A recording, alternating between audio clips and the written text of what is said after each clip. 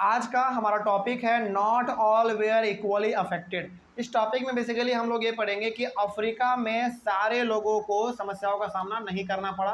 कुछ लोग थे जिनको कि बहुत ही समस्याओं का सामना करना पड़ा, लेकिन कुछ लोग ऐसे भी थे जिनको किसी प्रकार के समस्याओं का सामना नहीं करना पड़ा। तो वही हम लोग इस टॉपिक में पढ़ेंगे। देखिए, इसमें कहा गया है इन मसाई लैंड। मसाई लैंड का मतलब क्या है? वहाँ वो लैंड के बारे में बात हो रहा है जहाँ पे बेसिकली मसाई कम्युनिटी के लोग रहते थे। तो in Maasai land not all pastoralists were equally affected by the changes done by colonial government. मतलब कि हर मसाई कम्युनिटी के लोगों को समस्याओं का सामना नहीं करना पड़ा। कुछ ऐसे भी लोग थे जिनको किसी प्रकार का दिक्कत नहीं हुआ। जो जो चेंजेस गवर्नमेंट ला रहे थे, अंग्रेज ला रहे थे, उनका प्रभाव किसी के ऊपर बहुत गंदा दिखा तो किसी के ऊपर बिल्कुल भी प्रभाव नहीं दिखा। अब कौन लोग थे जिनके ऊपर किसी प्रकार का प्रभाव नहीं देखने को मिला, देखा जाए इसके बारे में। In precolonial times Maasai society was divided into two social groups, elders and warriors. अब देखिए यहाँ ये वाला टॉपिक ना बहुत इंपॉर्टेंट है, बहुत ध्यान से इसको समझिएगा। प्री कॉलोनियल टाइम्स का मतलब है जब अंग्रेजों ने कब्जा अफ्रीका पे नहीं किया था। देखिए यहाँ पे ना दो वर्ड आता है जिसमें आप बहुत कंफ्यूज होते हैं। पहला प्री आएगा वर्ड और दूसरा आएगा पोस्ट। प्री का मतलब पहले, पोस्ट का मतलब बाद। यदि यहाँ पे लिखा हुआ है प्री कॉलोनियल टाइम, इसका मतलब है अंग्रेजों के आने से पहले का बात हो रहा है। और यदि यहाँ पे लिखा रहता है पोस्ट कॉलोनियल टाइम का मतलब अंग्रेजों के जाने के बाद का। तो यहाँ पे बात हो रहा है अंग्रेजों के आने से पहले का बात। तो अंग्रेजों ने जब अफ्रीका पे कब्जा करना शुरू नहीं किया था, उस समय पे हमारा जो मसाई सोसाइटी था, मतलब मसाई सोसाइटी का मतलब जो मसाई कम्युनिटी के लोग थे, वो अपने आप में दो सोशल ग्रुप में बटे हुए थे। पहला था हमारा एल्डर्स और दूसरा था हमारा वॉरियर। ठीक है ना। अब एल्डर और वॉरियर के बारे में भी देख लेते हैं। The elders form the ruling group and meet regularly to decide on the affairs of the community and settle disputes. इसमें जो एल्डर लोग हुआ करते थे ना, ये एल्डर लोग रूलिंग ग्रुप थे। रूलिंग ग्रुप का मतलब हो गया कि यही लोग रूल करेंगे लैंड पे। देखिए यहाँ पे ना आपको बहुत बार एल्डर और वॉरियर में कन्फ्यूजन हो सकता है और कई बार एग्जाम में आपसे पूछा भी जाएगा, तो इसको ध्यान से समझ लीजिएगा। मतलब ये हो गया कि अंग्रेज़ों ने जब अफ्रीका पे हमला नहीं किया था, उस समय पे मसाई कम्युनिटी के जो लोग थे वो दो सोशल ग्रुप में बटे हुए थे, यानी कि दो हिस्सों में बटे हुए थे। पहला एल्डर और दूसरा हमारा वॉरियर। एल्डर लोगों का काम ये था कि ये लोग बेसिकली रूल करते थे, ये लोग रूलिंग ग्रुप थे। मतलब कि रूल करने का जो अधिकार था केवल और केवल एल्डर लोगों पे था। एल्डर मतलब जो कि थोड़ा सा बड़े बुजुर्ग लोग हुआ करते थे, इनके ऊपर ही केवल अधिकार था कि यही लोग अपने ज़मीन पे रूल कर सकते हैं, हम लोगों पे रूल कर सकते हैं। ठीक है। और ये लोग टाइम टू टाइम आपस में मिलते भी रहते थे। क्यों मिलते थे? क्योंकि भाई लोग हैं, लड़ाई झगड़ा तो होता रहता है, मैटर को सेटल करने के लिए ये लोग आपस में मिलते भी रहते थे। आगे बढ़ते हैं। The warriors consisted of young people and they were responsible for the protection of the tribe. लेकिन यहाँ जो हमारे वॉरियर थे, देखो एल्डर मतलब जो रूलिंग ग्रुप थे, जो रूल करेंगे, और वॉरियर ग्रुप में हमारे सारे के सारे नौजवान लोग थे जिनका काम क्या था? जिनका काम ये था कि अपने लोगों के सुरक्षा का जिम्मेदारी लेना। मतलब कि किसी प्रकार के समस्या हमारे लोगों को सामना ना करना पड़े, कोई हमारे लोगों पे आके हमला ना कर दे, इसके लिए वॉरियर ग्रुप काम करता था। वॉरियर, देखो नाम से मालूम चला ना, वॉरियर मतलब लड़ने वाला, है ना। तो इनका काम भी यही था कि कोई भी हमारे कम्युनिटी के लोगों पे हमला ना करे। और देखिए इस बात को आप यहाँ पे समझिएगा बहुत ध्यान से। आपको क्या लगता है कि अफ्रीका में उस समय पे हर एक कम्युनिटी एक दूसरे से प्यार करते थे? नहीं, हर कम्युनिटी एक दूसरे से जलते थे। बल्कि हर कम्युनिटी ये भी चाहता था कि हमारा कम्युनिटी क्या हो, ज़्यादा पावरफुल हो, हमारे पास ज़्यादा धन संपत्ति आए। तो उसी प्रकार से हमारा जो मसाई कम्युनिटी था, उन्होंने अपने प्रोटेक्शन के लिए अपने आप को दो इक्वल पार्ट में डिवाइड कर लिया था। एक ने कहा कि हम रूल करेंगे, यानी कि अंदर के चीज़ों को हम संभालेंगे, और एक ने कहा कि हम आप सभी को क्या करेंगे, सुरक्षा देंगे, प्रोटेक्शन करेंगे आपका। ठीक है। खैर आगे बढ़ते हैं। तो एल्डर लोग रूलिंग ग्रुप थे, ये लोग रूल करते थे, और वॉरियर ग्रुप क्या करते थे, बेसिकली प्रोटेक्ट करते थे, कोई हमला ना करे। दिन भर पाबंदी, यानी कि दिन भर पहरा देते रहते थे अपने लोगों के ऊपर। आगे बढ़ते हैं। The warriors defended the community and organised cattle raids. अब ये बहुत इंटरेस्टिंग कहानी है। तो ये जो वॉरियर ग्रुप थे ना, जो लड़ा करते थे, जो प्रोटेक्शन करते थे अपने लोगों का, ये लोग क्या करते थे मालूम है?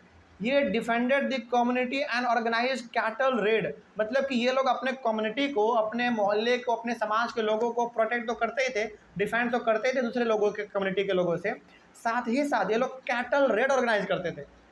कैटल रेड क्या होता है मालूम है? कैटल रेड का मतलब होता है, अच्छा बताते हैं आपको, अभी नहीं बताएंगे नहीं तो फिर ट्विस्ट खत्म हो जाएगा। Raiding was important in a society where cattle was wealth. अब देखिए, जिस समय के बारे में हम लोग बात कर रहे हैं, उस समय में ना अफ्रीका में सबसे बड़ा संपत्ति क्या था मालूम है? उसका कैटल, उसके जानवर। क्योंकि उस समय पे तो हमारे पास टेक्नोलॉजी नहीं था, सोशल मीडिया नहीं था, सॉफ्टवेयर नहीं था, हार्डवेयर कुछ भी नहीं था हमारे पास उस समय पे। तो अफ्रीका में उस समय पे सबसे बड़ा संपत्ति जो लोगों का हुआ करता था, वो हुआ करता था उनका कैटल। मतलब कि जितना आपके पास जानवर होंगे उतना ज़्यादा आप पावरफुल होंगे, जितना कम आपके पास जानवर होगा उतना आप कम पावरफुल होंगे। इस प्रकार के लोग वहाँ पे पावरफुल और लेस पावरफुल अपने आप को साबित करते थे। तो ये लोग क्या करते थे? कैटल रेड करते थे, वॉरियर लोग। अब ये कैटल रेड क्या है आप बताएंगे आपको, तो अब आपको समझ में ज़्यादा आएगा। देखिए, it is through raids that the power of different pastoral groups was decided. Young men came to be reorganized as members of the warrior class when they proved their strength by raiding the cattle of other pastoral groups and participating in wars.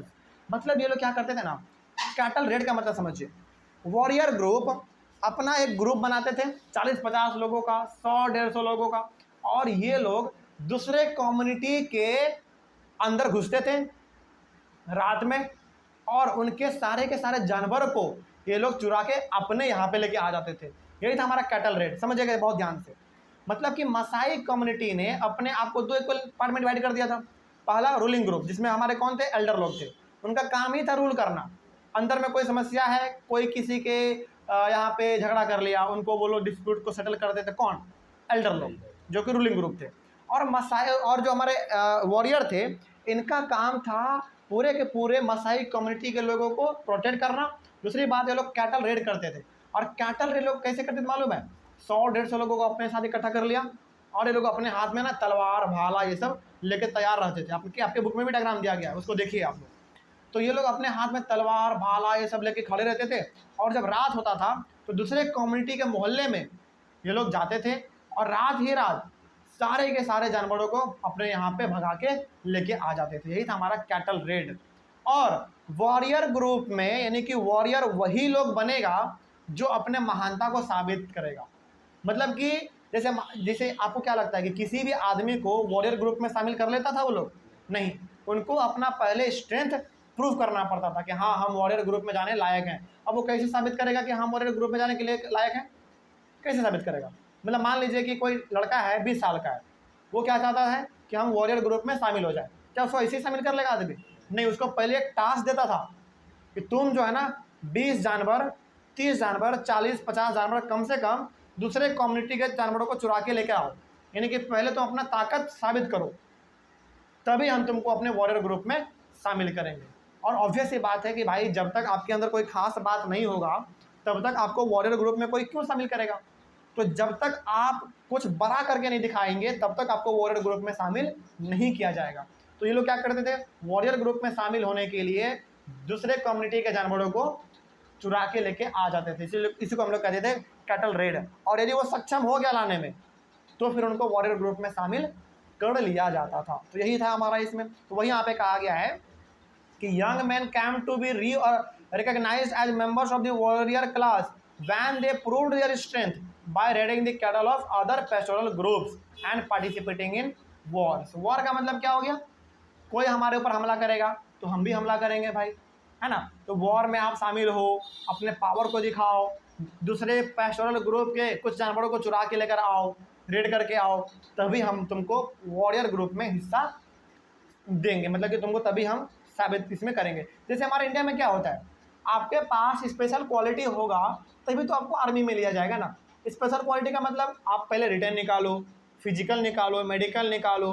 Return में पढ़ना पड़ेगा आपको, physical में आपका physics ठीक होना चाहिए, body ठीक होना चाहिए, आपका हाई जंप आप कर सकते हैं, लॉन्ग रन कर सकते हैं आप, हाँ आपका हाइट होना चाहिए, चेस्ट होना चाहिए, उसके बाद आप फिट होने चाहिए, तभी आपको वो आर्मी मिलेगा। उसी प्रकार से यदि आपको वॉरियर ग्रुप में शामिल होना है तो आप वॉर में हिस्सेदारी लो, लड़ के दिखाओ, मार के दिखाओ, दूसरे के जानवरों को लेकर आओ, अपने महानता को साबित करो, तभी हम तुमको वॉरियर ग्रुप में शामिल करेंगे। तो ये सब चीज़ वहाँ पे हुआ करता था।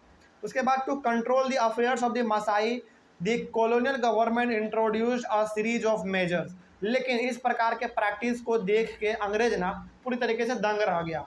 उनको लगा कि यार ये क्या हो रहा है यहाँ पे, मतलब कि यहाँ पे ना अलग ही चीज़ चल रहा था। ये चीज़ अंग्रेजों को ठीक नहीं लगा। इनको लगा ना कि ये क्या सिस्टम है भाई, कि तुम वॉरियर ग्रुप के हो, तुम एल्डर ग्रुप के हो, तुम रूलिंग हो, तुम प्रोटेक्ट करोगे, ये सब क्या है। ये अंग्रेजों को ठीक नहीं लगा। अब जब ठीक नहीं लगा तो अंग्रेज क्या करेगा, इसको बदलना चाहेगा। अब बदलने के लिए इन्होंने अलग अलग प्रकार के सिस्टम लेकर आ गए ये लोग। अब क्या सिस्टम था इसको देखा जाए थोड़ा। The appointed chiefs of different सब ग्रुप्स ऑफ मसाई।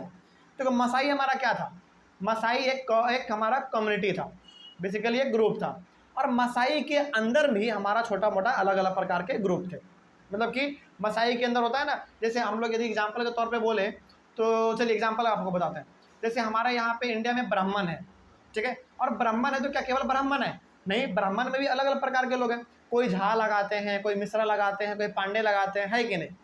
कास्ट में क्या हुआ, ब्राह्मण, उसके अंदर हमारे क्या हो गए, सब कास्ट हो गए। सब कास्ट का मतलब क्या हो गया, जैसे हम एग्जाम्पल लेते हैं मेन कास्ट का ब्राह्मण, उसके नीचे आप आ जाओगे तो कोई ब्राह्मण में मिश्रा लगाता है, कोई शर्मा लगाता है, और कोई तो पांडे लगाता है, कोई झा लगाता है, इसी प्रकार के। तो मसाई के अंदर भी अलग अलग प्रकार के लोग हमारे रहा करते थे।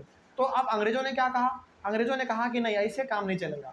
उन्होंने चीफ अपॉइंट करना शुरू कर दिया। चीफ का मतलब एक आदमी ऐसा होगा जिसको कुछ स्पेशल टास्क करने के लिए दिया जाएगा, किसके द्वारा, अंग्रेजों के द्वारा। अब वो क्या टास्क था देखो, now chiefs were responsible for the affairs of the Maasai. मतलब कि अब जो मसाई में काम होंगे उसका देखभाल कौन करेगा, चीफ करेगा। पहले कौन करता था, पहले एल्डर करते थे, मतलब कि जो रूलिंग ग्रुप थे पहले वो करते थे। लेकिन अब मसाई कमेटी के अंदर में क्या होगा क्या नहीं होगा, ये सारा का सारा जिम्मेदारी किसका हो गया, चीफ का हो गया। और ये चीफ किसके द्वारा अपॉइंट किया गया, ब्रिटिश के द्वारा अपॉइंट किया गया। ठीक है, आगे बढ़ते हैं। फिर उसके बाद कहा गया है the British impose various restrictions on raiding and warfare. और ब्रिटिश ने कहा कि अब एनिमल जो आप रेड करते थे, दूसरे के जानवरों को चुरा के लेके आ जाते थे अंधेरे रात में, अब ये सब चीज़ नहीं होगा, वॉरफेयर भी नहीं होगा, मतलब कोई किसी के ऊपर हमला भी नहीं करेगा। इस तरीके से अंग्रेजों ने यहाँ पे पाबंदी लगाया। उसके बाद chiefs had a regular income with which they could by animals, goods and lands. अब ये जो चीफ था ना, सारा का सारा पावर किसके हाथ में आ गया, अब चीफ के हाथ में आ गया। तो चीफ के पास पैसा का कोई कमी नहीं होने लगा। और चूंकि अब चीफ के पास पैसा का कोई कमी नहीं था तो इन पैसों से क्या करने लगा, जानवर खरीदने लगा, सामान खरीदने लगा, जमीन खरीदने लगा, कोई दिक्कत इसमें। तो ये धीरे धीरे क्या होता चला गया, अमीर बनता चला गया। और ये जो चीफ थे, क्या ये चीफ अंग्रेजों का अपना आदमी था, नहीं, हमारे ही गांव का एक खास आदमी था जिसको अंग्रेजों ने चुन लिया था कि भैया तुम हमारे लिए काम करो, हम तुमको पेमेंट करेंगे। और चूंकि अंग्रेज तो इसको पेमेंट करता ही था अलग से, अलग बगल से ये लोग भी अपना पेमेंट कुछ मार लेता था, कुछ बचा लेता था। ठीक है, उसके बाद they lend money to poor pastoralists who need money to pay taxes.